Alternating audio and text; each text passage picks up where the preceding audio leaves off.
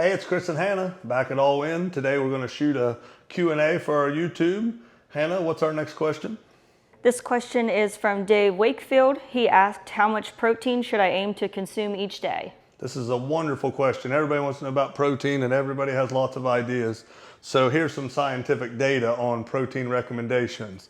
It obviously varies depending on your goals and what you do. So let's break it down a little bit. Protein recommendations for best health. Someone just trying to get in better health. Someone that goes to the gym 2 to 3 times a week, just trying to get better. You have a range here from 0.3 grams per pound of body weight to 2 grams per pound of body weight. You'll see here that athletes is 0.8 grams. The main thing we got to remember when setting up any macronutrient, including protein, is we can't deny the law of thermodynamics, which states calories in versus calorie out is king, and it is. So before we set these recommendations, we have to know how many calories we're going to consume based on our goal. Then once we set our protein, that allows us to set our carbs and fats. One reason there's a range is because depending on what you do, the more protein you give yourself, the less other macronutrients you can have. The less protein you give yourself, the more carbs and fats you can have. So it's based on your goals and what you're trying to get. But as long as you're getting this minimum, you're going to be getting enough to repair the muscle you're breaking down, get protein synthesis, and get better. Now, come down here to endurance sports. This is a little different. If you're a marathon runner or someone that has to use long bouts of energy, you're going to need more carbs. Carbs is our most efficient energy source. Yes, you can use fats for an energy source. You can become fat adaptive, but it's a process and it's not our most efficient source of energy. Carbs is. So for endurance sports, typically you're going to lean towards the lower end of like 0.5 grams per pound because that's going to allow you to give yourself more carbs without going over your caloric total. You go over your caloric total, no matter what macronutrient you're using, you're going to store it as body fat. So once again, we're trying to hit a protein number to hit our goals, but make sure we don't go over on our calories and gain excess body fat we don't want. Team sports.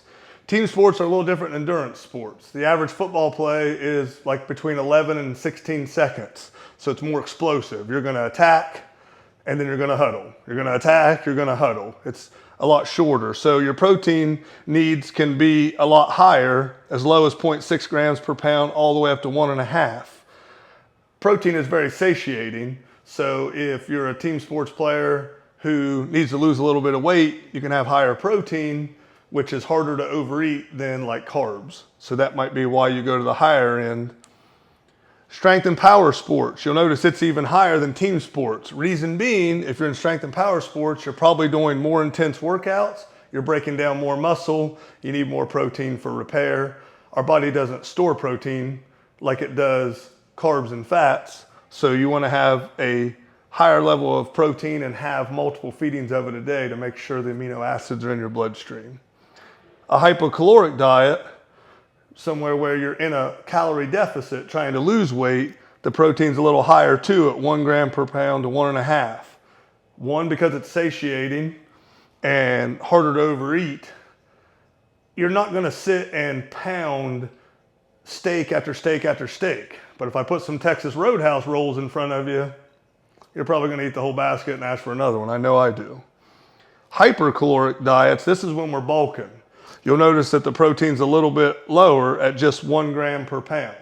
Reason being, if I'm trying to get extra calories and eating a calorie surplus, it's hard to do with protein. It's easier to do with carbs. So if I keep my protein low enough that I get all the benefits from the protein, it's going to be easier to add calories from carbs. Fats are very important, but they're also very high in calories. So we're usually going to keep them pretty low too. So obviously with protein, there's a range. This is probably a reason there's nutrition coaches out there to hire. It's not easy and basic. You can't just say everybody should eat this amount.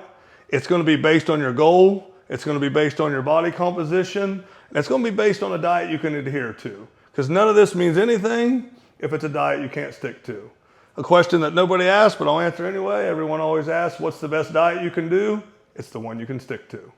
If you have any questions, hit us up on social media, or if you're local, stop by the gym. We'd help you anytime, and let's all get better together.